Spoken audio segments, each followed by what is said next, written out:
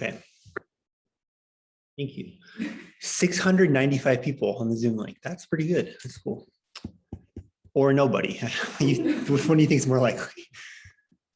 Okay. Okay, let's begin. It's 8:27. So let's get to it.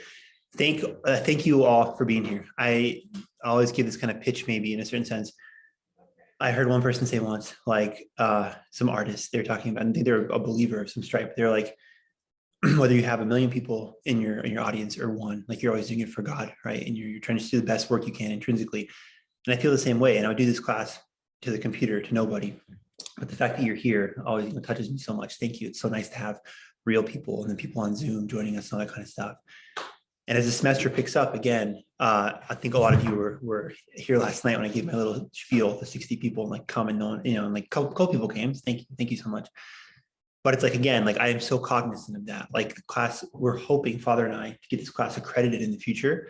And then I'll solve every problem. Like I teach over at WSU at noon, I have 240 people. Why are they there? Who likes me more? You guys or them? You, probably. You guys are my friends. They don't know me, but they have to be there, right? So accreditation will solve the whole problem. If it was accredited and we have a class on campus, jointly, we'd have 50 to 100 people because of necessity. It's not for credit. I get it. People have a life. They have labs, stuff, all this kind of stuff. So thank you. I love to joke and be sarcastic all the time. That's truly sincere. Thank you for being here. What do we miss in the first class? Because in the first class, a couple people are here, a couple people are new, which is awesome. And by the way, the last kind of house cleaning thing, tell your friends, like if they want to come, like there's never a time that's too late. We had an intro last class. This is also a background class. Next week, 2 classes are all background to the Great War. The Great War doesn't begin until 1914. Next Tuesday, we talk about 1871 and 1900, and then 1900 and 1913 on Thursday. We don't actually start with the war itself until the 5th class. So people are not late. People are shy about that. They even will apologize. I'm like, I want to come, but I missed the class. Like you can come whenever you want. You can come for 10 minutes, whatever. It's totally fine. Okay. What do we miss last class? People that missed. I talked about 3 main events. I talked about the assassination of Franz Ferdinand and the Archduchess Sophie. That is the powder keg that kicks off the Great War. That happened June 28th, 1914. That is what we'll circle back to in class number 5. The assassination, which kicks off something called the July Crisis, 40 days of diplomatic, going back and forth, what do we do? And which eventually initiates the Great War itself. We also talked about Gregory Rasputin. Who does not know who Rasputin is? I asked this last class. Everyone has heard of Rasputin, right? No, you have not? Okay, good. No, awesome. Rasputin, I won't spend too much time on this. Basically, he's just this monk guy who people either consider a holy man or a complete charlatan, who had big influence with Tsar Nicholas II and the Tsarina because he could apparently cure their son Alexei of hemophilia, the disease where the blood doesn't clot. I talked about Rasputin, and then we talked about the apparitions of Our Lady of Fatima in 1917. We connected those 3 events, talked about some background. The numbers were astronomical, I said, last class, when you compare. But in the American Civil War, the worst war in our history, 600,000 people died over 4 years, and the Great War is 41 million. And I said, if the Civil War was fought at the pace to get to 41 million deaths, it would be ongoing until the year 2133. Hello, good morning. And then we just finished with some kind of basic background information. Okay, so everyone who's here now is all caught up. And I probably will, until we get to class 5, every class spend 3 minutes just saying this is where we're at. A lot of this is the background building up. I think you'll thank me later as we get into the war itself and you start seeing why we did 2 weeks on background. You'll see how these things factor in. And today I'm super excited because it's all personalities, okay? Meaning just all the kind of important people. Okay, so who can we start with? Okay, so the Habsburgs. The Habsburgs were, I could say are in a present tense for World War I. The Habsburgs were / are the ruling family of Austria-Hungary. Okay. Now, why Austria-Hungary? Why are they not just Austrian? Yes, okay, they're Austrian. But why Austria-Hungary? Well, let's look at point number 0. First thing on the board. 1848 is a key year. Okay. We think in European history about revolutions being bookended by 1789 and 1917. 1789 is the French Revolution, 1917 is the Bolshevik Revolution that is a part of this Great War era that we'll talk about. We're going to dedicate probably 2 classes to the Russian Revolution. A lot of people don't know about 1848. 1848 is just like the French Revolution, same ideas. We don't like monarchy, power to the people, bottom up, free press, democracy. Americans love 1848 in a certain sense. What it means for the Habsburgs is that in the next 20 years, they're going to have to compromise. Okay, and the Habsburgs will no longer be in charge of something called the Austrian Empire. They're going to have to compromise and form something called the dual monarchy with Hungary, their neighbors. Now, what is the language of Hungary? Does anyone know? The Austrians speak German. Okay, what about Hungary? Anyone know anything about Hungary? What is their language? If you say Hungarian, that's correct, but the real term is Magyar. Magyar is a very weird language. I say it as a compliment. It's very close to Turkish and Finnish in a certain way.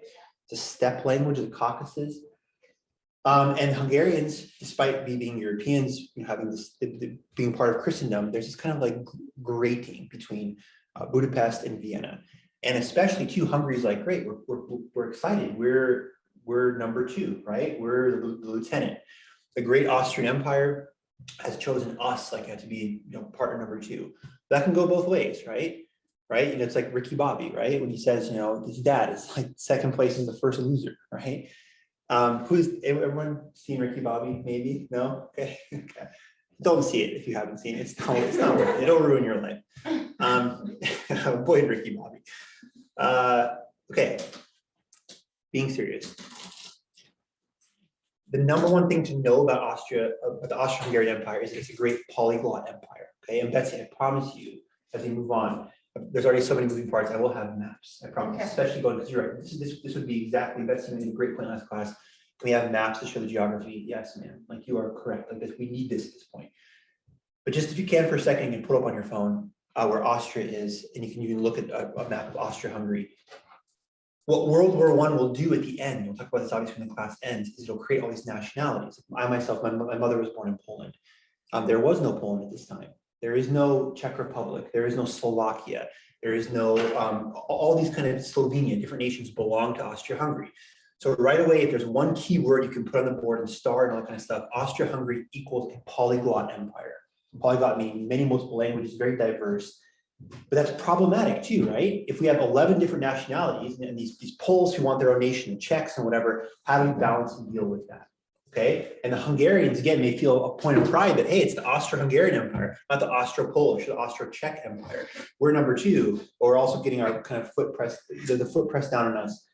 So the leaders of Austria-Hungary, unlike more so than anyone else probably in the whole war, have to deal with like 11 different nationalities. And how do we deal with all that? And how do we deal with this guy here? He's from Slovenia. He's proud to be Slovenia. I think Slovenia is a joke, but he's causing problems. He's politically agitating Slovenia. It's ticking me off. And there's all that kind of stuff involved. And we'll see, especially in the second preamble lecture, we talk about 1900 and 1908. 1900, 1913, we'll see all different annexations and problems and back and forth kind of wrangling in this region of different people trying to self-determine. And in many ways, what I talked about last class, the real Prince shooting Archduke Franz Ferdinand was for that purpose. That the Serbians didn't like being under the boot of this polyglot empire. They want freedom. They want independence. As Americans, again, we understand that, right? They're down with the king. Give me liberty, give me death, Patrick Henry, right? What a joke. There was never freer people in the world than the Americans. British did not. They gave us carte blanche. They were like, you guys can do whatever you want. We still complain. So American. My latte was not too hot. It was too cold. That kind of attitude, right? Oh, the British, what a joke. Anyways, okay. Now, what is Mayerling 1889? Okay, anyone hear of the Mayerling incident? These first two things are connected. 1848, popular uprisings leads to the dual compromise between the Habsburgs and Austria-Hungary, like I said. And actually 1866 and 7, I have it double listed here. The Germans defeat the Habsburgs in something called the Austro-German War, and they solidify, because of this result, that the Germans, the German people, the Prussians, based in Berlin, they're going to be the dominant German people, not the Viennese Catholics, but the Protestant German Berliners, in a certain sense. The question that gets settled here is, and I know this is so much information, it's like tons of information, I apologize, but Napoleon in 1806 had ended the Holy Roman Empire.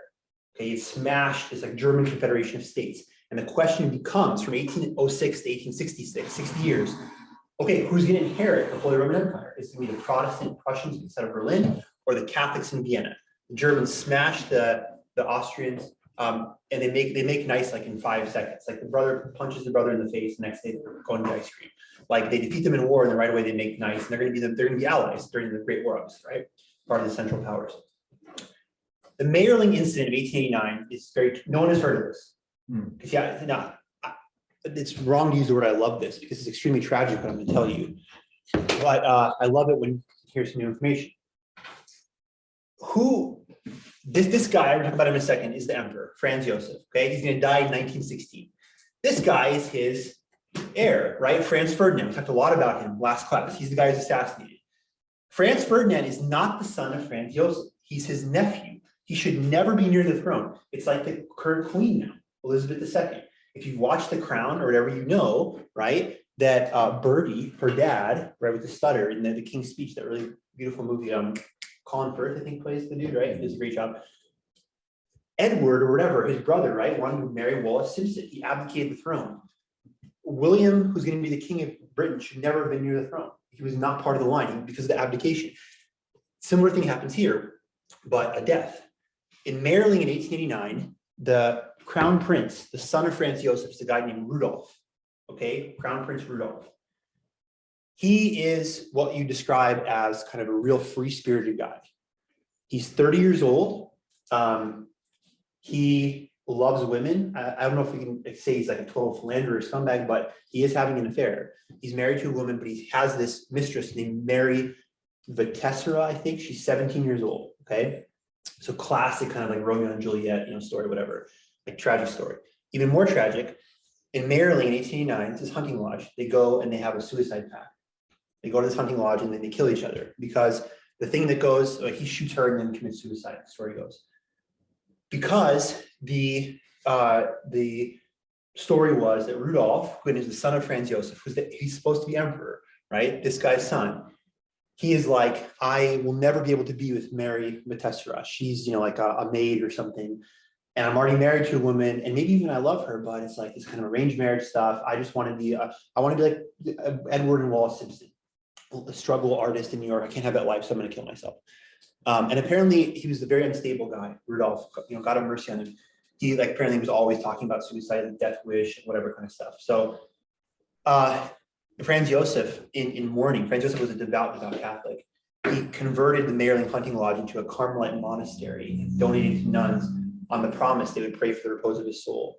And actually got a special dispensation at that time. Someone who committed suicide was not able to be buried by Catholic rites. But Franz Joseph talked to the Pope and got a special, he was, because of his insanity, like that kind of thing.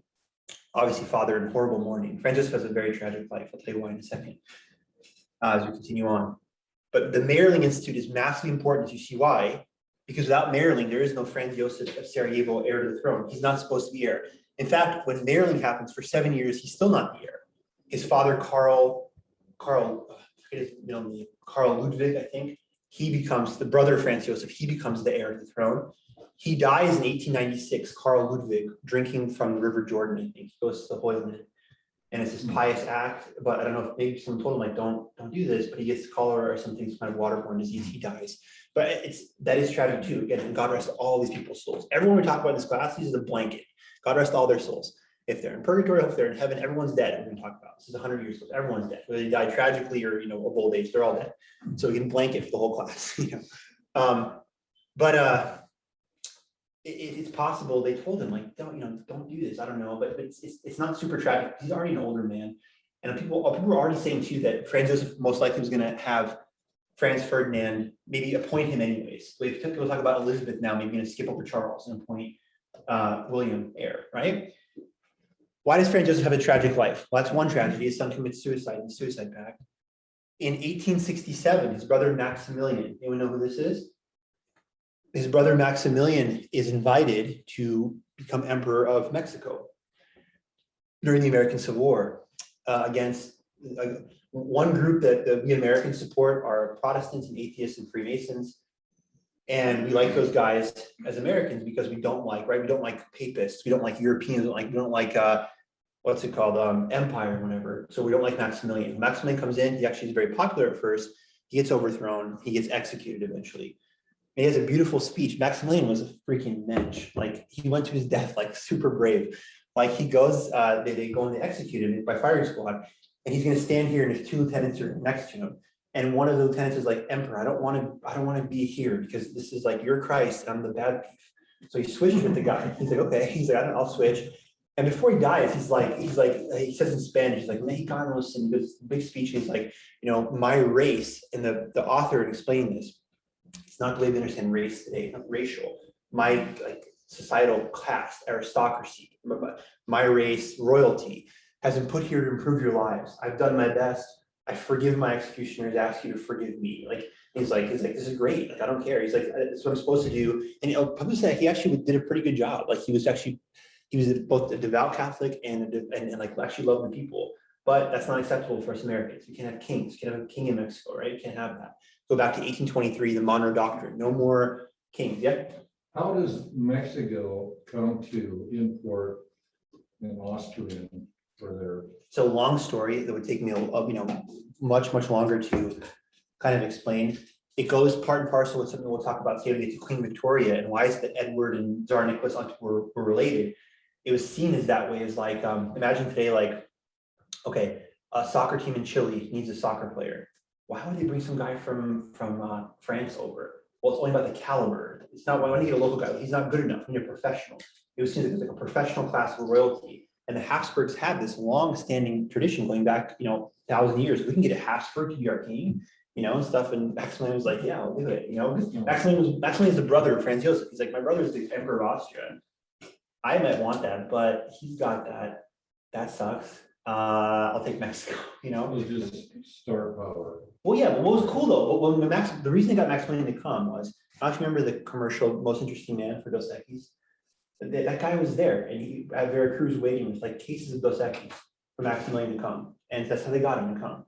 And he showed him around, he's like, this is not bad. And he promised him unlimited Dos Equis.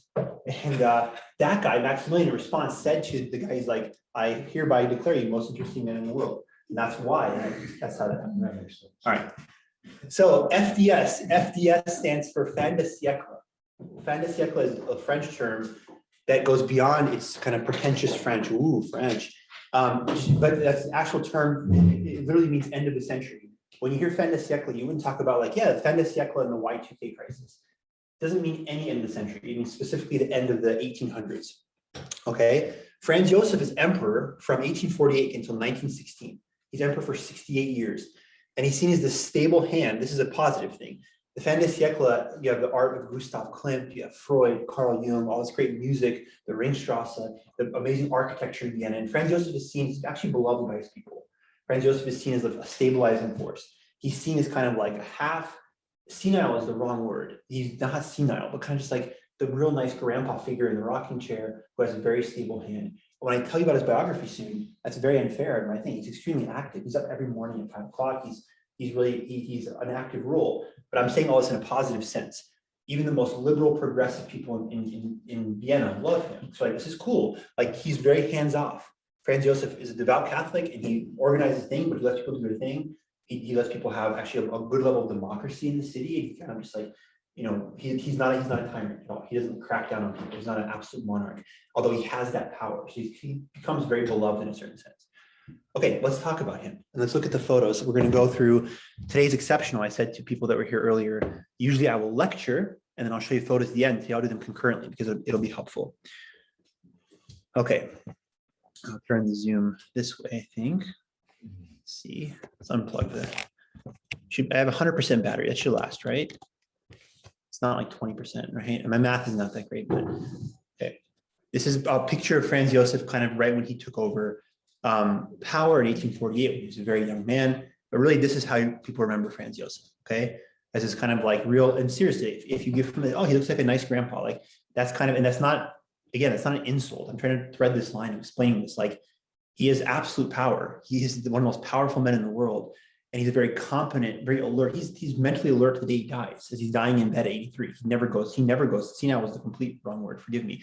He never loses his mental capacity, but he's seen as kind of soft, warm, nice figure who by choice kind of stays in the background, right? He would daily wake up at 4 a.m. after sleeping on an army cot. Okay, he slept on an army cot his whole life because that's what real men do, He slept on an army cot, sometimes with nails. And he would always he loved wearing a military uniform. He always looked at himself kind of as commander in chief. Okay, but unlike your weird uncle, right, who has like a fake military uniform, so this is actually, he's actually the Kaiser, he's the emperor, right? Interesting thing, he's born in the year 1830 when Andrew Jackson is president, okay? And when Abraham Lincoln, our famous, emancipator president in the Civil War, is president, which is like a million years ago, it seems like, he's already been emperor for 12 years, right? Think about that. Lincoln is killed, right, at Fort Theater, assassinated in 1865. Franz Joseph will be alive until 1916. He defines this era, the fin de siècle of Austria, exactly the same way Elizabeth II is doing now in Britain. Okay, fair enough.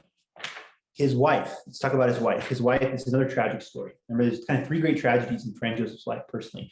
His brother is assassinated, Maximilian in Mexico, I talked about. His son commits suicide in the suicide pact with his lover in Maryland. This is a tragic story as well. He's married to this woman, Elizabeth of Bavaria. She was considered by many to be the most beautiful woman in all of Europe. I'll leave that to you. Like, again, truly, beauty is an eye of the beholder. Yes, she's a beautiful woman objectively, but I mean, like, is she the most beautiful? Is she, whatever, right? She was 5 feet 8 inches tall, 110 pounds, obsessed with her weight. Okay, apparently when she saw Queen Victoria when she was young, she was horrified at how fat she was, and she developed a phobia of fat women her whole life. This is a true story from Elizabeth. Again, I mean, that's how inappropriate of her to say that, but yeah, she was like, oh, mother, I cannot believe. That's really skinny. What? That's really skinny. What, 110 pounds? For 5'8". Oh, that's nothing. She got down to 95 pounds at one point. Purposely, she would take steam baths in order to keep her figure in a certain way. And she was, but what's interesting is, I know, right? Like that's not healthy. That's definitely not healthy. Everyone, any good, whatever nutritionist will tell you, not healthy, very skinny. However, she was also considered perhaps the most accomplished horsewoman in all of Europe. She was a very good athlete. She would compete, whatever. So that worked for her, whatever. In addition to her kind of rigorous exercise regimen, she was very, very vivacious, very into physical exercise, horse riding, and her horse riding as well. To note again, this is not paper tiger stuff. This isn't the guy like Donald Trump, and I'm not going to tell you what I think of Trump, or not, positive or negative, but Trump made a comment once about what a great baseball player he was. Whatever, and maybe he was, maybe he wasn't. It's kind of just off-cuff stupid, right? Like back in high school, I was a real player. Like that, it can't be confirmed or denied. It's dumb. It's dumb passing comment, right? What I'm saying is this is not that. It wasn't like she took these like photos, whatever. It was confirmed that she was a very good horsewoman. She might compete in the Olympics today in equestrian sports. Very good horsewoman. She also had a very demanding beauty routine. It took sometimes 4 hours to do her hair, during which she learned languages. Very cool. I love her already. That's amazing. She would sit there and people would do her hair, and she would do languages. A last point, she is the kind of polar opposite of Franz Joseph. They had a good marriage, but an interesting one. Meaning, like, Elizabeth was a like total liberal, crazy free spirit. Liberal, I mean, kind of like into art, into like whatever. She cut out the favorite poems of writers and like would paste them on her wall and whatever. She's like weird, like in like art weird. She's like the art girl, kind of thing, which is cool. They're actually making a movie about her, I think, or a Netflix series. And it's like she's great fodder for that, because you think this time people are stuck up in like conservative. She was in the weird exercise routines, and she was a great horsewoman and considered unbelievably beautiful. And again, maybe these pictures don't do her justice, I don't know, but considered just really that was like her official title, like, oh, Helen of Troy. She was considered the most beautiful woman in Europe, but also very, very kind of progressive and strange, traveled all the time. Franz Joseph, sleeping on his cot, he's like, whatever, I'm just going to be at my cot. And Franz Joseph would wake up every day and work for like 12 hours. Elizabeth would travel and go all across the country. Third tragedy of his life, she is assassinated by an Italian anarchist in 1896 or 1898. While getting on a boat, she's stabbed in the chest, dies. And so Franz Joseph, I mean, really think about in his life, his brother is assassinated, his son commits suicide, his wife is murdered, and in 1914, the heir to the throne is murdered. I mean, Franz Joseph, just really, really went through a lot, this poor man. And obviously poor her as well, but I mean, like he lost everyone he loved basically in his life. Okay. This is the Crown Prince Rudolph, the guy who was supposed to be emperor, suicide pact at Maryland. This is Maximilian, Mexico. This is who? That's our guy.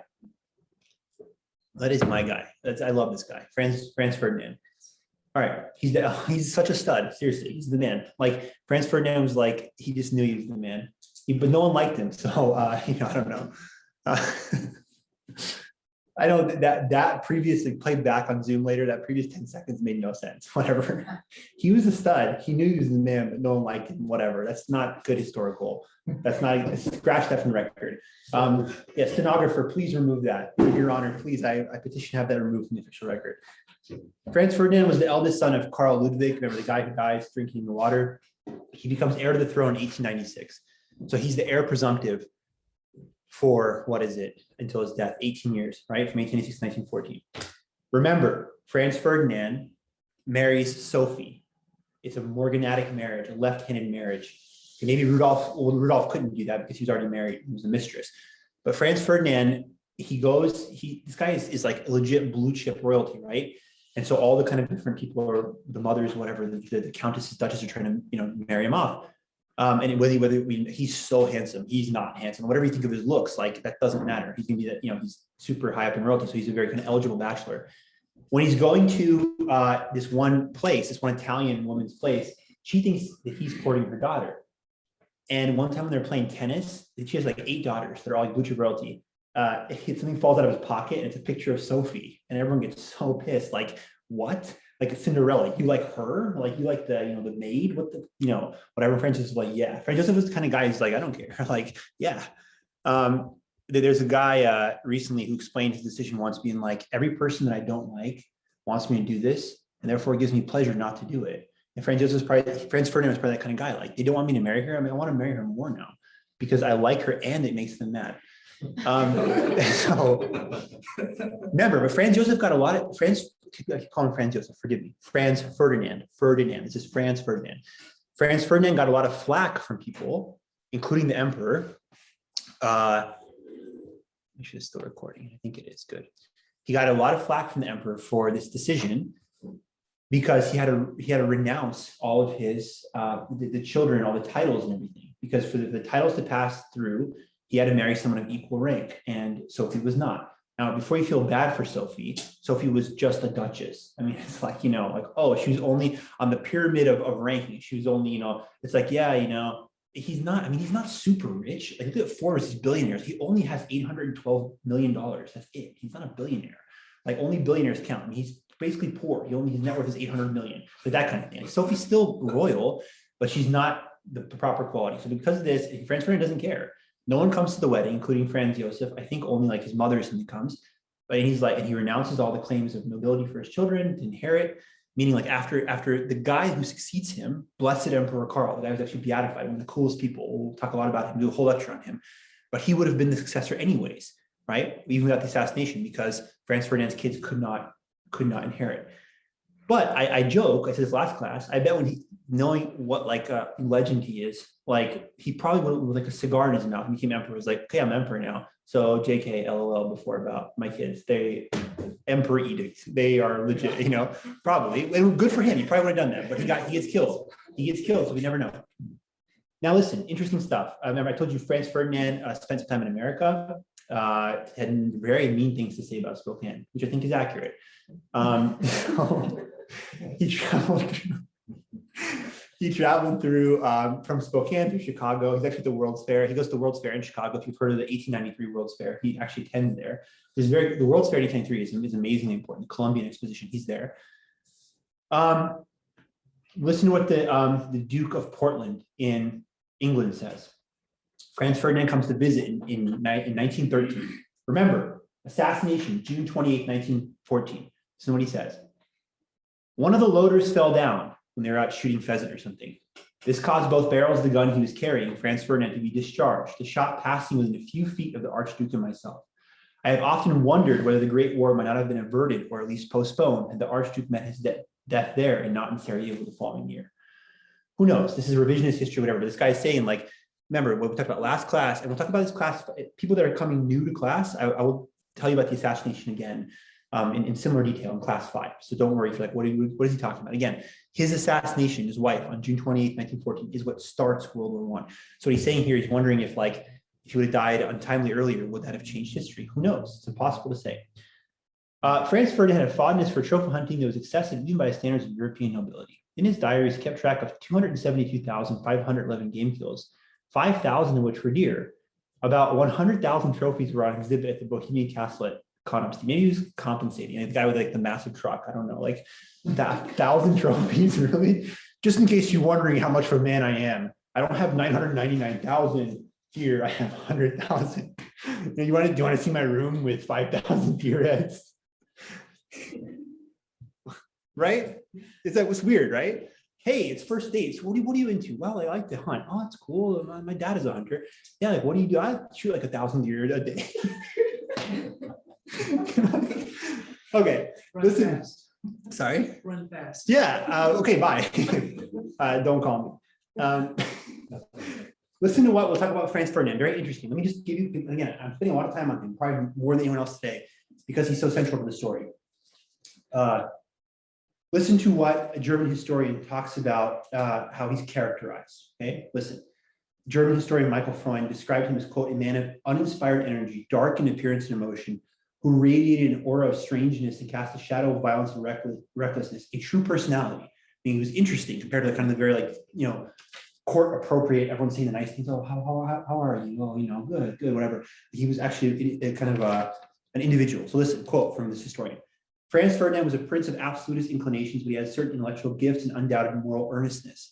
One of his projects, though because of his impatient, suspicious, almost hysterical temperament, his commitment to it and the methods by which he proposed to bring it about often changed, was to consolidate the structure of the state and the authority and popularity of the crown. Remember Austria-Hungary? He wanted to change all that. Listen, he hated the Hungarians. He hated Hungary. Whether that's fair or not, I don't know. But he hated Hungary. On which he saw clearly the fate of the dynasty depended by abolishing, if not the dominance of the German Austrians, which he wished to maintain for military reasons. Though he wanted to diminish it in the civil administration, certainly the far more burdensome sway of the Magyars, Hungarians, over the Slav and Romanian nationalities, which in 1848 had saved the dynasty, et cetera, et cetera. Franz Josef's aide-de-camp was told by Franz Ferdinand in 1895, and with a remarkable consistency of view, the changes that took place in the intervening years, again in 1913, listen, that the introduction of the dual system in 1867, Austria-Hungary, had been disastrous, and that when he ascended the throne, he had intended to reestablish strong central government. His objective, he believed, could be attained only by the simultaneous granting of far-reaching administrative autonomy to all the nationalities of the realm. So he wants to create, in a certain sense, the United States of Austria. No more Austria-Hungary and then 9, Slovenians, Poles, second class. There's going to be strong central government like Washington, D.C. and Vienna, and everyone else is going to get more power. He's going to raise the Poles, the Slovenians, the Czechs at the expense of the Hungarians, who he doesn't like. All the nationalities of the monarchy. In a letter dated February 1st, 1913, in which he gave his reasons for not wanting war with Serbia. Beatitudes, blessed are the peacemakers. He was this guy. He was always advocating for peace. The Archduke said that irredentism in our country, irredentism means hyper-nationality trying to reclaim what's lost. What's a good example of irredentism? If Mexico today was petitioning to get Texas back, it used to be part of Tejas y Coahuila. That's irredentism. Texas was once ours, we want it back. He's like, that's what it means. Irredentism in our country will cease immediately if our Slavs are given a comfortable, fair, and good life instead of being trampled on as they were being trampled by the Hungarians. It must have been this which caused Berchtold, one of the foreign ministers, in a character stretch of Franz Ferdinand, written 10 years after his death, to say that if he had succeeded to the throne, he would have tried to replace the dual system by a supranational federation. So sorry for that long, bumbling quote that I read so terribly anyways. That's basically the whole thing. Franz Ferdinand's for peace. If he survives, he's going to abolish Austria-Hungary and create the United States of Austria. And a lot of people say he's assassinated for that precise reason. The Serbians said that's not good enough. We don't want to be part of the USA. The USA. Yeah, right. We want Serbia for itself. This guy, number 4, Konrad von Hotzendorf. We're going to spend like 30 seconds on him. He advocates for war against Serbia 25 times in 1913. His response to everything is war. Okay, he is the head of the armed forces of Austria-Hungary, and he has 2 problems. What does libido dominandi mean?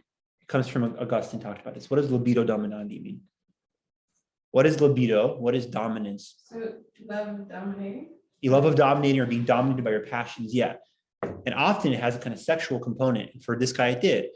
This guy had, again, typical story, this forbidden love. He wanted to take a woman away from her husband. Like he was in love with this countess or something that he was having an affair with. And he honestly thought, this is like the guys who think this, right? Like, yeah, if I send a video to a girl of me like lifting 400 pounds, she'll love me. Like, and if it's 450, even more so. If I conquer nations, that's what women like, is power on the battlefield, right? Whatever. That's what he thought. He's like, if I destroy Serbia, this woman will be so impressed by this, she'll leave her husband for me. I'm dead serious. On this personal level, he's thinking, like, I want to go to war to be the hero, to be crowned in Vienna as like the great conqueror, and then I'll win this woman's love. It's horrible. I mean, just shows again, like the problems. That's why it's one of the commandments, thou shalt not commit adultery. Like, often it's not just that, you can cause the deaths of tens of millions of people by giving into your sexual passions. He's a crazy war hawk guy who's always, his every answer is war. So if Dave's this guy, like, Dave, what do you think we should do? We should go to war. I know, but what else besides that? I think we should go to war. All right, Dave, if you have to say, like, what's a third option possible? Well, we could go to war. Like, that's what he says every single time. And he's going to be the guy who initiates the war with Serbia. All right. Conrad, and they call him Conrad von Hotzendorf. You'll see him referred to documents as Conrad. It's called by that. It's not his first name. His full name is Franz Xaver Joseph. The Austrians are so original. Franz for everybody. It's cool. Franz Xavier Joseph Conrad von Hotzendorf. He's opposed to Franz Ferdinand. Franz Ferdinand is for peace. This guy's super war hawk guy. Okay, done with this guy. On to the Germans. This is a picture of who? Who is this guy? Anyone know? That's right. Otto von Bismarck. So the Hohenzollerns are the royal family of the Germans. Okay. Flip the screen back over here. I promise you, Zoom people, I'll show you a picture of Bismarck. He's extremely photogenic. I don't want to miss his photo. We'll get to him in a second. Okay, real quick on the Germans. 1866 to 71. Yeah, crucial, super important. Remember, right? The Prussians smashed the Austrians. And so the Prussian Berlin Protestant people are going to be dominant German people. In 1871 is the unification of Germany. And we're going to talk about that next class, the Franco-Prussian War. 1871 is the founding of the German Empire. And it's one of the great causes of the First World War, because the French, remember irredentism taken back? When the Germans seized Alsace-Lorraine, where Strasbourg is today, the seat of the European Parliament, the French will, a lot of French people will say, I'd rather die than have Alsace-Lorraine part of Germany. I want to go to war to keep this back, and they'll get their wish tragically in 1914. But let me make a quick point just really quickly earlier. I just thought of this. Lena, again, who's I think she's one of the coolest people of all time. I am so glad she has a lab, I think at 9:15, she had to go. Again, I mentioned this earlier to people here. If you know people want to come, they only attend for 10 minutes or whatever, that's fine. I just want to I know this is totally, this is totally breaking train of thought, but I'm saying that is totally cool. If you know people can attend for 10, 15, 20 minutes, like, that was awesome having her here, right? She got some of the first part of the thing. So, like, just know that forever. Like, I made that point earlier, but if you can only come for a little bit, that's amazing. Okay, also fin de siècle. What does up and down mean? Well, what John talked about, look, literally, I was talking about people that come and yeah, come sit down, please. He's wearing, he's showing that he's dishonest though, because he's wearing a jersey of people that cheated, stole signs. Yeah, so he's already showing that he's up to no good. Whatever. John, welcome. This guy too, one of my favorite people of all time. Probably number 6 on my list. All right, his stock is rising. His stock is rising. Like, he was number 17 2 months ago, so he's rising. Fin de siècle, same thing, up and down. Look, the Germans this time. The Germans, well, they're the best, and they are. You look at all the kind of inventions, diesel, different kind of prizes, medicine, art, psychology, German. The famous stereotype of German engineering. I told Bishop Barron, don't call me here in class, dude. I'm like, why? What? I told him we're on the same time zone. He wants me to go on and do the interview on Word on Fire. No, it's not worth it. Yeah. During this interruption, I gotta tell you. Actually, Dave, I'm already bored. No. Bismarck, Trish and I are from North Dakota, capital is Bismarck. Right. And it is named after this guy. Yeah. And the reason for that was they were trying to get the railroad going. And let's name it after him. Yeah. And we'll get some German investors. Totally. And like that area, honestly, it goes without saying, like the whole upper kind of Northwest is massively German and Scandinavian to this day, right? Yeah. Right.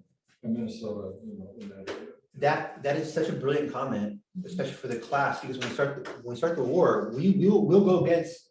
He always makes fun of me for like sycophantic. That's the greatest comment ever. It's a great comment. Because I'll tell you why. Really. When we start the war, America is neutral.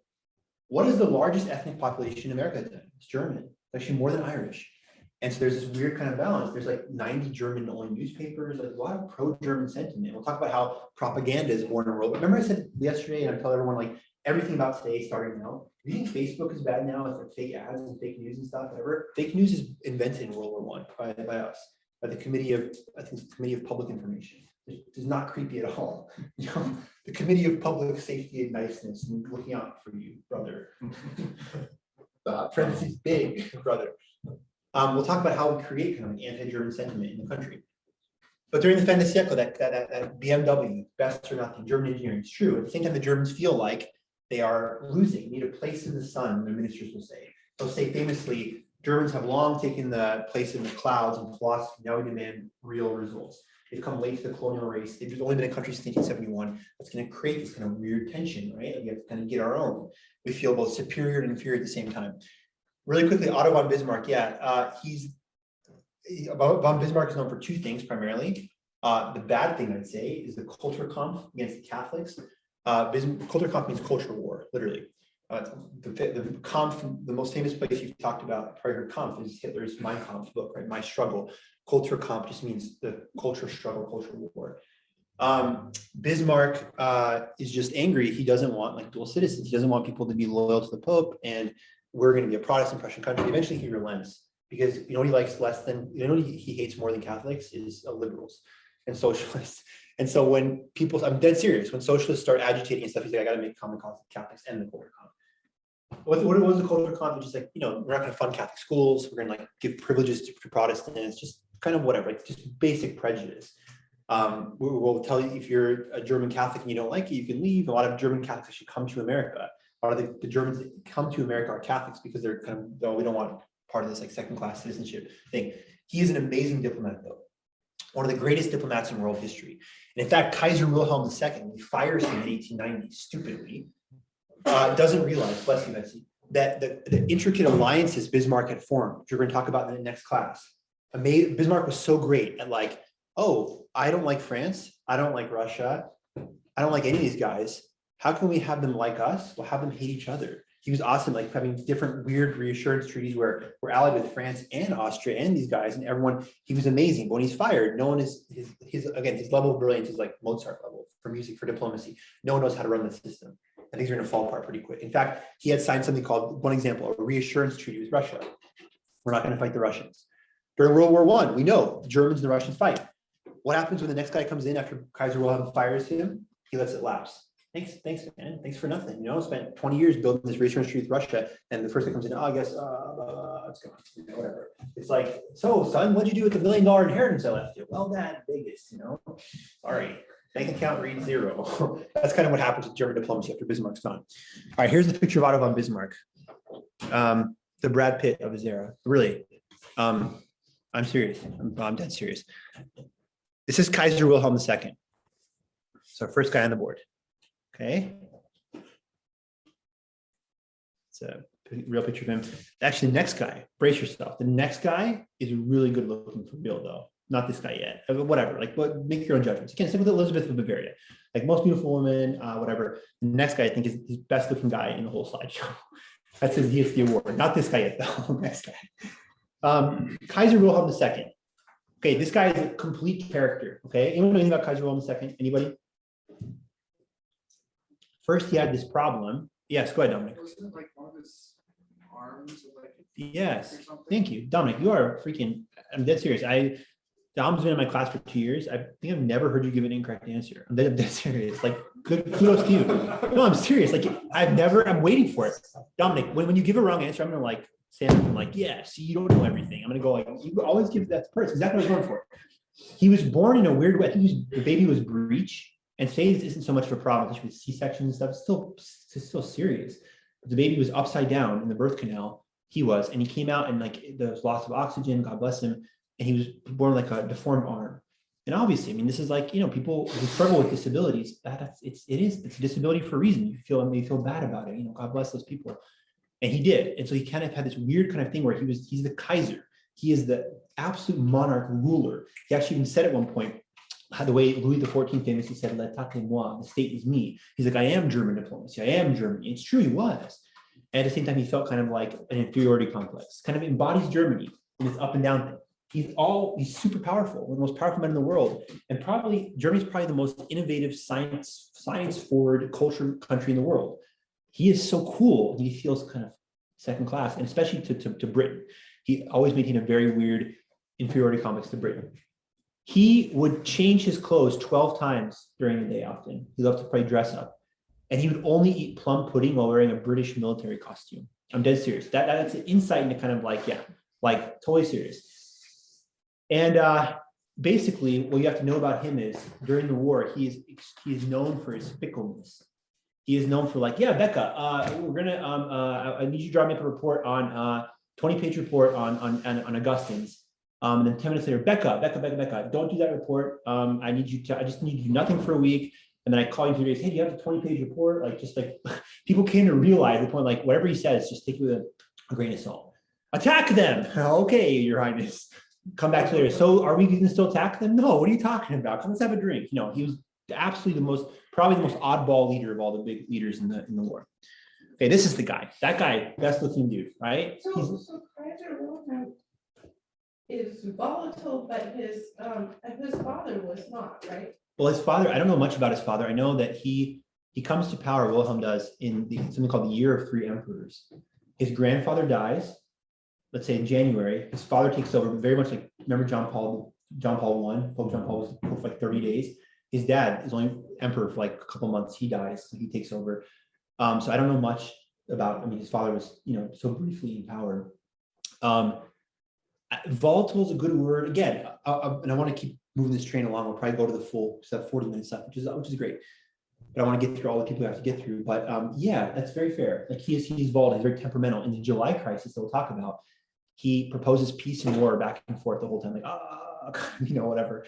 Guess what? Would I do a better job? Probably a million times worse. How dare I make fun of this guy? I probably would like just die on the spot, faint with that kind of power. Like I'm gonna send millions of men to their deaths. So I'm not trying to make fun of him. Really, I'm an idiot. Like jokes on me. But I'm saying, but he definitely like, whatever. He was totally just like waffle guy. Yeah, he's like, Mitt Romney. Did I say that out loud? Oh, sorry. Again, stenographer, please scratch that. Scratch that from the record. We're being recorded. Yeah, I know. I would like to state for the record to the official LDS High Council in Salt Lake City, that was a joke. I did not mean that literally. To the quorum in Salt Lake, I'm sorry. My heartfelt apologies. Okay, this guy's name is Theodor Friedrich Alfred von Bethmann-Hollweg. We just call him Bethmann-Hollweg, okay? He is the German chancellor. He is the chancellor of the German Empire from 1909 to 1917. Bethmann-Hollweg is interesting. He's a civilian, right? And he too often is kept out of the discussions of the reigns of power. Often, Kaiser Wilhelm is conferring with two generals that I'm going to show you, three generals. I'm going to show you forthcoming. There's going to be three more German guys we're going to talk about. And von Bethmann-Hollweg feels kind of on the outskirts. A good thing about him, he's like Franz Ferdinand. He is, at least in some ways, for peace. He wants peace at first in the July crisis. This is why I'm so pumped up. I love how I structured this class. This is not to pat myself on the back, but you have these people in your mind. When the July crisis comes, you'll be able to see these people. I'll remember even a little bit about them. In the July crisis, he's advocating for peace. He says multiple times, like, look, Serbia's done enough in responding to the ultimatum the Austrians will make on them after Franz Ferdinand's assassinated. But then he supports war. But then in the middle of the war, he's like, look, Woodrow Wilson, US president, is advocating for peace no matter what. Accept that. He's constantly kind of working for peace. So he's kind of a tragic figure and kind of a paper tiger. He's the chancellor. You think he has big power. He sees the Angela Merkel of his time, and he's really let the military leaders kind of take over. But who are these people? Here's probably the most famous guy. Who is this guy? Anyone know who this person is? Erich von Ludendorff. Yeah. Ludendorff achieves fame. Ludendorff has three interests in life. Okay, his three dominant interests. War. Okay, Ludendorff is only about war. In fact, when Ludendorff was born, this is a true story. Ludendorff was born. After his umbilical cord was snapped, he tried to make it into a sword to fight the attendant nurses. He was already that militaristic from day one of being born. That story is not true. It's a joke. That's not true. Yeah. Ludendorff. Okay, seriously, Ludendorff. This is pretty cool. Okay, during the siege of Liège, we're talking about this in class 6, the Battle of the Frontiers, when the Germans attack. It's not going too good for the Germans. The Belgians are putting up a resistance. We thought they were a bunch of chocolate soldiers, with their paninis and whatever, and their coffee, and they're just the Belgians. They're a joke, right? No one takes them seriously. We're Germany, and they're putting up a fight. Ludendorff, to his credit, Alexander the Great style, he's not one of these generals who hey, you guys go die, and I'm going to go sit in the back and have dinner. There's a lot of generals like that in this war. Ludendorff goes to the battlefield of Liège. Okay, it's a battlefield. This is a really cool story. One of my favorite stories in the whole World War I. And imagine it, machine gun fire. He walks up, right? He walks up to the freaking castle in Liège, and inside, they've been assaulting this for a couple of days. Inside there's 1,000 Belgians, right? And Ludendorff goes with a sword. The guy opens the door. He's like, "I want you to surrender. Surrender now." And the guy's like, "Okay." I'm dead serious. The Belgians surrendered because he comes up, this guy's insane, right? He knocks on the door. So Ludendorff, he has a lot, you're gonna hear a lot of bad stuff about him in a second. A lot of bad stuff. Maybe let's jump right to the end. He's a very proud member of the Nazi party in the 30s. So I'm not saying he's some kind of let's say the good stuff first. There's a lot of not nice stuff about him. But that's pretty brave, right? Pretty psycho, pretty nuts, right? I mean, there's 1,000 guys instead of guns. I'm gonna knock on him with a sword, surrender now, and it works. That really throws him into huge fame. And then immediately after that, 2 weeks later, he's sent to the Eastern Front. And him and a guy I'll show you in a second, Paul von Hindenburg, win a massive victory. We're going to spend probably an hour talking about a class called the Battle of Tannenberg in August 1914, and Ludendorff becomes a hero. By 1916, he's basically the military dictator of Germany. By 1916, he's basically has more power than the Kaiser. Okay. He, again, becomes a Nazi after the war. However, he says this finally when Hitler is appointed chancellor, to his credit. "I solemnly prophesy that this accursed man will cast our Reich into the abyss and bring our nation to inconceivable misery." So by the time he dies in 1937, so at least maybe that's some redemption. He starts to hate Hitler. Anyways, you're gonna hear Ludendorff often throughout the story. Okay, this guy as well. This guy's name is Erich von Falkenhayn. I guess Erich is the Prussian version of Franz. Yeah. Wow. Right. I don't get it. But what would be really cool if you're a parent, you named your 5 sons all Eric. That'd be legit. I just that's going for it, and the same middle name, Eric David Schmidt. Oh, they're all named Eric David Schmidt. So legit. They don't just what? At that point, I'm whatever you want to do, because you obviously there's no limit to what you can do. You named your kids the same name. That's what George Foreman did. Did he really? He named all his kids George Foreman. Yeah. That's wow. That's wow. That's wow and why, Falkenhayn. Falkenhayn is the leader of, Falkenhayn takes over the Western Front first. Look, this is going to be the most important thing I tell you today. Please listen, seriously. The Germans are going to fight a 2-front war. Okay, something called the Schlieffen Plan. We'll discuss a lot. The Schlieffen Plan is we attack through neutral Belgium, illegal, right? Whatever, it's war. Attack through neutral Belgium and destroy the French, who were a joke, who we did in 1871 too. They're the French, right? They're going to lose in 2 weeks. As we do that Western movement in the Eastern Front, the Russians, who are so backward, we're stuck in the year 710 or something, are going to take 1,000,000 years. This is the attitude. These are the prejudices the Germans had. The French are a joke. We can beat them in 2 weeks. The Russians are not going to mobilize. They're so technologically backward. We'll avoid a 2-front war. That doesn't happen. We'll talk about that. It's the whole Western Front. You get bogged down in the Marne, and the Russians actually mobilize much faster than anyone thought. In the war, the Germans are fighting a 2-front war against the Russians in the east and the French in the west. There are Westerners and Easterners. Falkenhayn is a dedicated Westerner. He believes we must defeat the French, the most important thing. I think Ludendorff and the next guy will show you, Hindenburg, had a better strategy. Germans had much better success in the east. They were Easterners. They said, okay, the Western Front is hardened up. Falkenhayn, just hold the Western Front, let us defeat the Russians completely, send all the troops there, and then we'll go back to the West. I would say, and I'm not a military strategist, my good friend Sam Kreslin, who's in the army, I would love to have him here and ask him, he's a soldier, he's been, military strategy, what would he think? And he hopefully can come to class sometimes and share that with us. I have no military knowledge in terms of tactics with this. I think that's a better idea though, because the Germans were mopping up against the Russians. Probably better just to eliminate them totally and then focus on the French. But a lot of the reason that the West becomes so bad is because this guy, Falkenhayn, wants to have a battle of attrition constantly. And you get things like Verdun and the Somme, where you get millions of casualties in months. That's later on. Falkenhayn will be removed from Western Command in 1916 for the previous guy, Ludendorff. And but he's like the main German general for the first 2 years of the war. After the original guy, von Moltke, talk about him, has a nervous breakdown at the Marne, and he's out for like 10 days. Finally, Paul von Hindenburg, he becomes president of Germany. He's gone down in infamy, again, for the Nazi connections. He's the one that gives Hitler full power in a certain sense. The Enabling Act makes Hitler Führer. Becca, what does the word Führer mean? Yeah, right, like a rising Führer is a tour guide, right? Führer just means leader, right? But of course, that name just like sends shivers down your spine. Führer is only associated with Adolf Hitler. This means like overall leader. Chancellor and president kind of rolled into one. Hindenburg is really criticized history for kind of enabling Hitler in that way. He's a World War I hero, though. He is the hero of the Battle of Tannenberg. Him and Ludendorff are BFF, even though like they'll snipe each other too. Like I think Ludendorff at one point says like, oh, when he reads the report, he's like, well, General Hindenburg.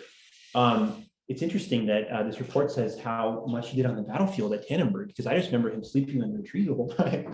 Like in Ludendorff, this guy, Ludendorff says the following about Falkenhayn. He says, Ludendorff says, the guy banging the thing, verbatim quote from Ludendorff, I am only capable of two things, hatred and love. And I hate General Falkenhayn. So like these guys they're all on the same team. They did not get along great. Who's this person? Tsar Nicholas II. Tsar Nicholas II. And you're right. I'm going to show you how much these guys look similar. This is Tsar Nicholas II, last Romanov Tsar. Moving on to the Russians. 1861, Alexander II, Emancipation Service. Great, good liberal measure of ending slavery.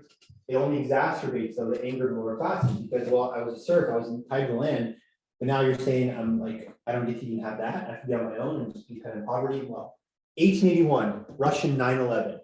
In 1881, this guy's grandfather, Alexander II, the same guy, is assassinated by terrorists.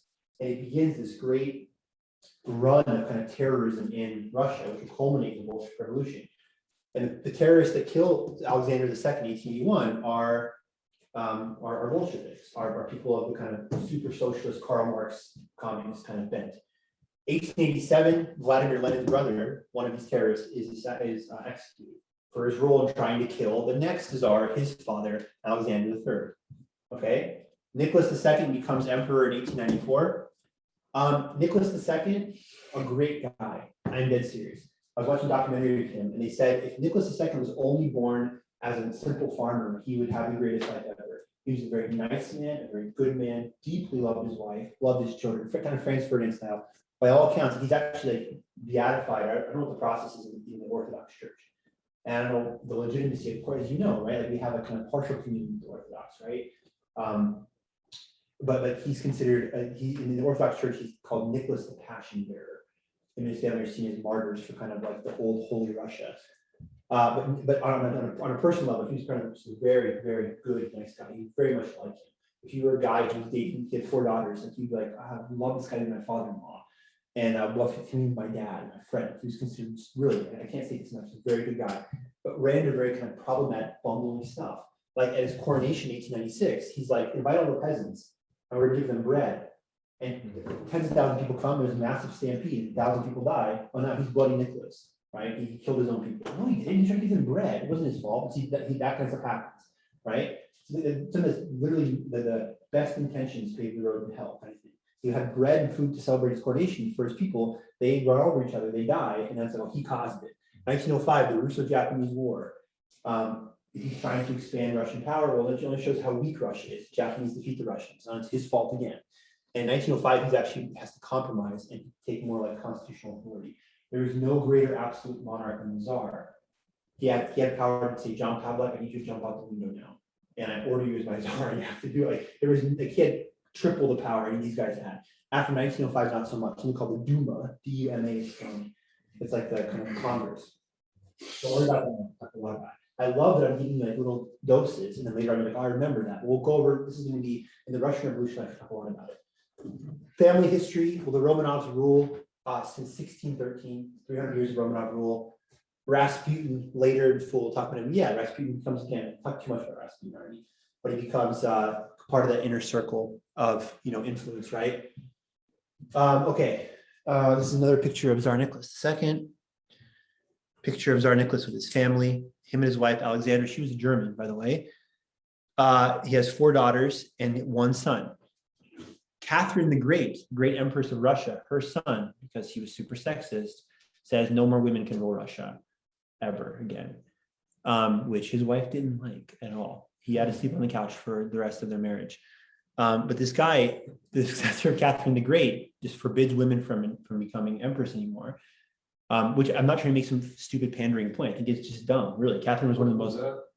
Is his name Peter? Paul, I think. I think Paul is the successor, yeah. But anyways, they would avoid a lot of problems. The daughters were not, in fact, hemophilia mainly manifests, I think, in men. Women are carriers, but it's like if any of the duchesses, Olga or whatever, could be the next Catherine the Great, there wouldn't be this huge problem. Perhaps Rasputin doesn't invade the family so much, but because it becomes a patrilineal kind of descent, Alexei is the successor, even though he's the youngest of all, his sisters, his siblings. Last cool story about the Romanovs. There's a czar. This is freaking send chills up your spine. Freaking cool story. Alexander the First dies in 1945. Dies in 1825 at the age of 45. Alexander the First. Alexander the First would be, I think, the great grandfather, the great great grandfather of Nicholas II. Alexander the First. All the Russian czars are Alexander Nicholas, basically. Again, Alexander, Nicholas, Eric, and France. Those are the names of today. Alexander the First dies in 1825, or does he? Apparently, he faked his own death and he became this wandering star monk called Fyodor Kuzmich. He wanted to do penance, and a lot of people claim it's like Russian myth, like this guy who dies in 1864, 35 years later in Siberia, is actually the emperor. That's freaking boss, right? But he faked his own death to go do penance in the Siberian forest because he had a role, I think, in the assassination of his own father. I mean, how terrible, and patricide. Earlier, and so he felt so guilty for that. He's like, the only thing I could do is just turn completely to God. So people claim legitimately, and they'll see this speed. Oh no, it's total BS. No, I swear it's true. Like both those things, like a lot of historians. That Alexander the First supposedly died at 47, but he only died to the world and became a monk, a penitent monk for the next 35 years, lived in the Siberian hut. And it was like, yeah, that's him. I don't know. So I don't know if it's true or not. But okay, last quick things on the Russians. Who is this dude? Grand Duke Nicholas Grand Duke Nicholas of Russia. He is the kind of main military commander. When Tsar Nicholas will go over and take over power, stupid mistake. I mean, we love Nicholas, right? Perfect guy, but Emperor, the kind of Kaiser Wilhelm, kind of shaky. When Tsar Nicholas II goes to the front to take over, who stays back in St. Petersburg to rule? Alexander relates to Rasputin. At one point, his most famous quote in life is, Alexandra, who loves Rasputin, wires a note to Grand Duke, he's the main military commander on the front. Hey, Rasputin wants to come to bless the troops. And Nicholas wires back, if he shows up here, I'll hang him immediately. So he was not a fan of Rasputin at all. He saw his perhaps sinister influence, but this is all forthcoming. This is why you got to come to class. We're going to learn all these things in such great detail. This guy, the best Russian general, Alexei Brusilov. Everyone see on the board over here? Maybe not. Brusilov. His Brusilov offensive of 1916 is the most successful offensive in the whole war.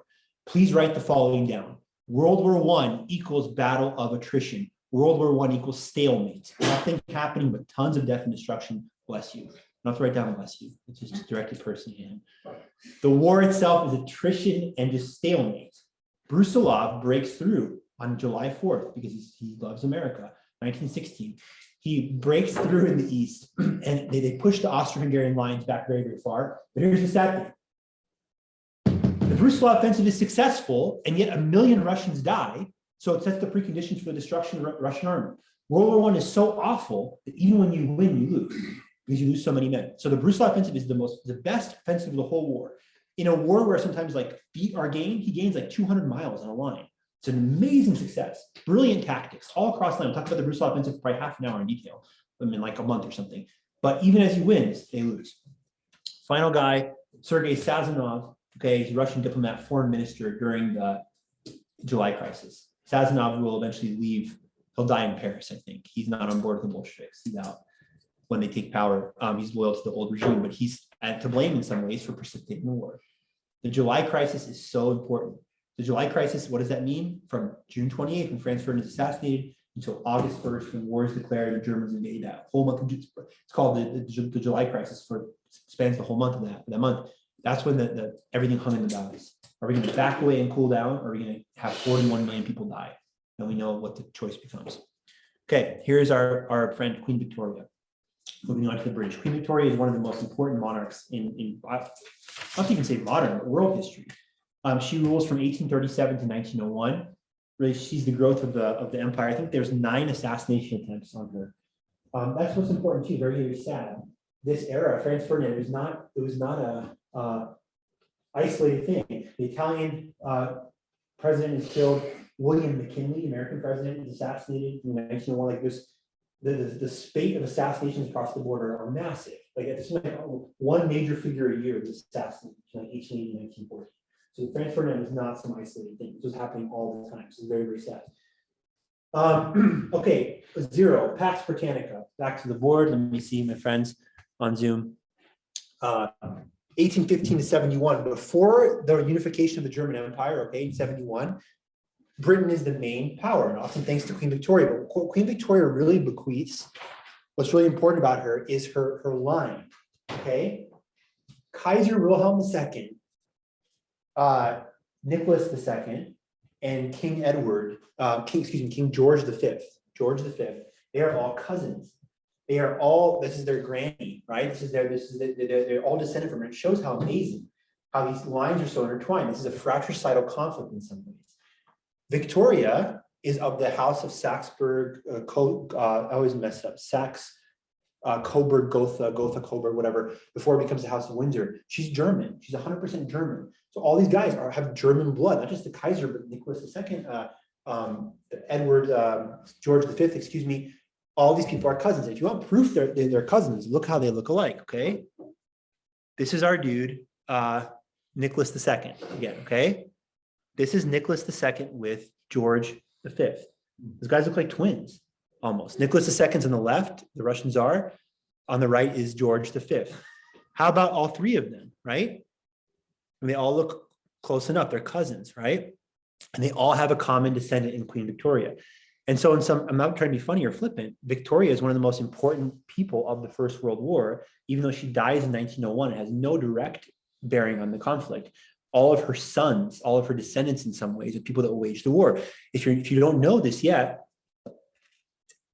the war will be fought. The blocks are the Germans all fight together, Germany plus Austria-Hungary on one side versus England, Russia, and France. And the Americans will join later. We join the Allied side, of course, later in the war. But okay, now the first picture of Victoria was unfair, right? Old Victoria. Here's a picture of young Victoria, right?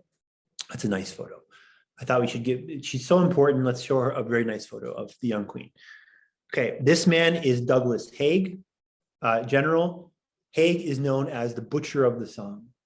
Haig has a very negative reputation. He never learned, hey, you can't send men to walk across a mile into machine gun fire. And he seemed to often have no consideration for losses. And I'm not trying to be too harsh on him, but seriously. People say he's very instrumental in the 1918 100 Days Offensive when we're already there. The Americans are there to save the day, and we do. I'm not even kidding. I'm a very proud American, but the Americans absolutely save everyone's bacon. Like no America, no Allied victory. America equals Allied victory. America the best? Question mark, yes. Like 100%. Like it's all because of America coming in at the end. There's no doubt. But Haig, by 1918, when the lines start moving, people say if you only judge him by that last war, he's one of the greatest generals. But earlier, I mean, he's the guy who orders, says, yeah, I know there's going to be 100,000 people are going to die doing this for an inch of land. We have to do it. We have to bleed them dry. Falkenhayn believed the same thing. Wars of attrition is good. If more people just die, eventually the side will quit. It's horrible. Do you want to hear that if your sons are in the war? There's a very famous story. A woman is on a train. A man and woman are on a train. And a woman is counting in a kind of crazy way. 1, 2, 3, 4, 5. 1, 2, 3, 4, 5. People start laughing. And the man says, please don't laugh at my wife. I'm taking her to the mental asylum. She had 5 sons and they all died during the war. And so I mean, you think these people want to hear this kind of crap, you know, like walk across an open field, you know, and get blown apart by machine gun fire. World War I is you want to cry, sad, it's horrible. And unfortunately, not to be too hard on this guy, but it's because people like this. And this guy is not Ludendorff banging on the door. He's back behind enemy lines, whatever, back at headquarters. Edward Grey, British foreign minister, he has the most famous quote in all the war, the July crisis. Anyone know the quote about the lamps? What is it, like the lights go out all across Europe? Right. Never seen it before. Right. In August, as the July crisis winding down, Britain's going to declare war. Lamplighters used to work in London in the old way. I have no idea how that even worked. This is where I'm like, what does that mean? Were they like, did they like shut like the way in mass? They put the little cover over the fire, like like wow, real technical on my part. But they had they light these lamps, right? Explain to me what was the Yeah, they were all lit by gas. So they had a valve or a little wheel on the side that they would lower. The wick. Perfect. So they're out there lowering the wick or elevating the wick to light it for the night, have the lamps come on, or turning them off, whatever. Gray says, turn them off, obviously, because he says, like Dominic said correctly, as he's looking out the window in despair, he's like, seeing the lights go out. He's like, the lamps are going out all across Europe. The light of civilization is beautiful, and they will not be relit again in our lifetime. He's right. It's a very kind of like, but yeah, it's chills. Yeah, right. I mean, he sees what's coming. It's happening. That's what happens. And in fact, remember La Génération Perdue, the lost generation, famously that Hemingway coined in the 1920s. Yeah, lost. I think 50% of men born in France in 1894-95 died. Half of the men died of that generation. It's crazy. Who's this dude? Winston Churchill. That's right. Young Winston Churchill does not. He has a terrible record in World War I. You can say great in World War II. Smoking a cigar during the bombing of Britain, showing the great leadership and whatever and kind of stuff. I think it's hilarious. Churchill, how like his alcoholism, and that's maybe wrong to say. And I know people that have struggled with that's very sad. And thank God when they overcome that serious problem. But it is kind of funny in relation to Churchill that he was like drunk 24/7. Do you ever know the comment with Lady Astor and Churchill? Churchill's, you know this one? I think I've heard, it's something like, they had like a really, like they were kind of enemies, they always. Very fought each contentious, yeah, other. right? And he says something about I'm drunk and I still think you look ugly. Yeah, exactly. They're at a party. Exactly, that's perfect. They're at a party and Lady Astor comes to him, she's like, Mr. Churchill, I for heaven's sake, you are drunk, sir. And he goes, yes, Lady Astor, I am drunk. But tomorrow morning I will not, but you will still be ugly. So very kind of famous Churchill quip. Yeah. Is that the same Astor, the husband died? On the Titanic? Yeah, maybe. I'm sure same family somewhere, right? Churchill is known most infamously for the failure at Gallipoli, trying to force the Dardanelles. He was head of the Admiralty. We'll talk about the Battle of Gallipoli. Watch the movie Gallipoli if you haven't seen it. Mel Gibson's in it. And can't believe how much people hate Mel Gibson. Like someone got top YouTube comment was like, I used to love this movie until I found out that Mel Gibson, beep, beep, beep, beep, beep, beep, beep, whatever kind of stuff. Anyone see that thing again? And I'm not going to tell you how I feel about Trump. I'm a huge Trump supporter. I hate Trump. Hashtag not my president. I'm not going to tell you how I feel about Trump, but it was hilarious. You see the video of Mel Gibson. I think he's a master troll. Did you see the video with Gibson and Trump recently? Trump was walking at some party and Gibson was there, and Gibson very theatrically, I think to troll people, to like be a tool on purpose. Trump walks down and Gibson's like this, very stupidly, like on purpose. And the Twitter trolls go crazy, like, I can't believe it. Gibson saluting him. I think that was the point, He does it to, like, I think it was, he's an amazing actor. I think he was doing a performance. Like people are gonna go, like whatever, just to have it memed later and really piss off people who like hate him and hate Trump. It was just awesome. Okay. So anyways, France. Okay. This guy is Raymond Poincaré. Okay. He is the president of France, 1913 to 20. You guys know what a huge Francophile I am. I really like France. World War I, to me, the most fascinating by far, the German side. Like for someone again who loves French as much as I do, like I don't mean to give them short shrift. We'll talk a lot about the French, but yeah. Before we talk about Poincaré, let's get some 0 points here on the board. France, Revolution. Napoleon takes power. 1815 Waterloo, they lose it. 1848, same kind of thing. Between 1789 and 1871, France is constantly going in the cycle of, are we monarchists, right? Are we the ancien regime, or are we this new like power of the people, liberty, fraternity, equality kind of stuff? They're always going back and forth. Okay. In 1871, I circled, next class, we're going to talk about this. The Franco-Prussian War is maybe the most important cause of World War I. The French get their butts kicked by the Germans. Then they have a Paris commune, kind of socialist to take over the city, terrible stuff, like a huge, it's called the Semaine Sanglante, the bloody week after people are assassinated, whatever. Paris kind of produced a rubble in some ways, not quite, just like a total, the bad word for excrement show in Paris. And yeah, and what really comes out of this is Alsace-Lorraine, right? And that becomes the irredentist thing. Alsace-Lorraine, the Dreyfus affair highlights kind of the kind of rampant anti-Semitism in France. Talk a little about that as well, where a Jewish officer is falsely accused of giving secrets to the Germans. Well, that's so much involved there. Our moral enemy, the Germans. The Laicite law of 1905 is separation of church and state. France is a Catholic country, eldest daughter of the church. France is the most Catholic and the most atheist country at the same time. This Laicite law is scandalous, I think, is a devout Catholic. And it connects to 1689, where apparently Mary Margaret Alcoque, the Sacred Heart of Jesus devotion, says that our Lord appeared to Louis XIV and told him, dedicate your country to Sacred Heart or your country's done.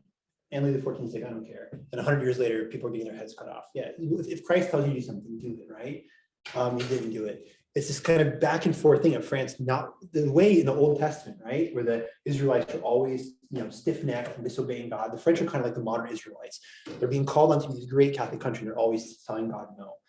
Is there a connection between saying we don't want God in our country in 1905 and 10 years later, everyone being dead?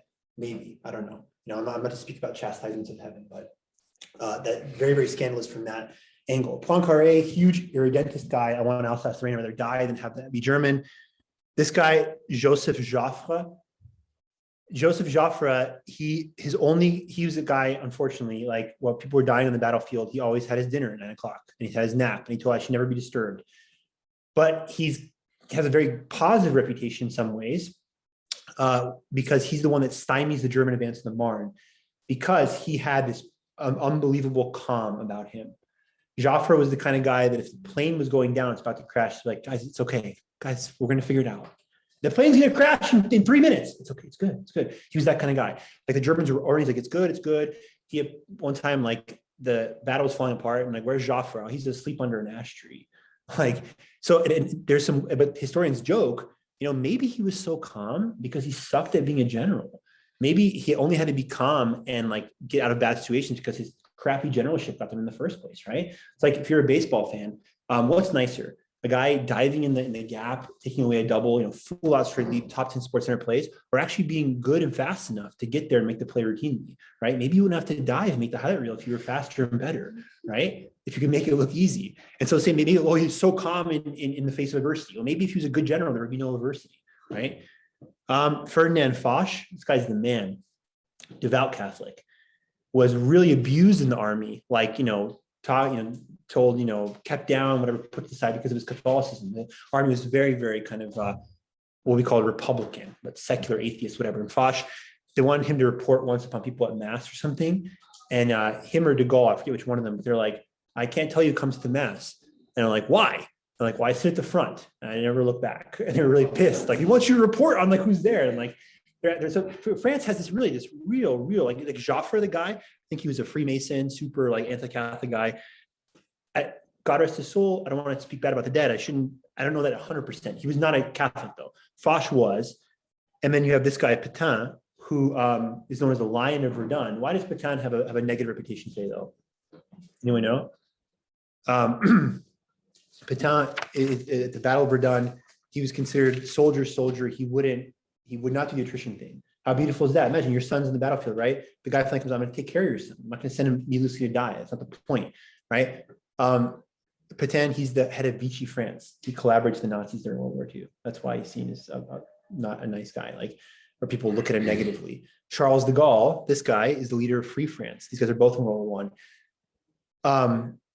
Charles de Gaulle is the great hero because from exile, he was working to restore the French state against Nazi rule, but Pétain is okay with kind of like fascist France.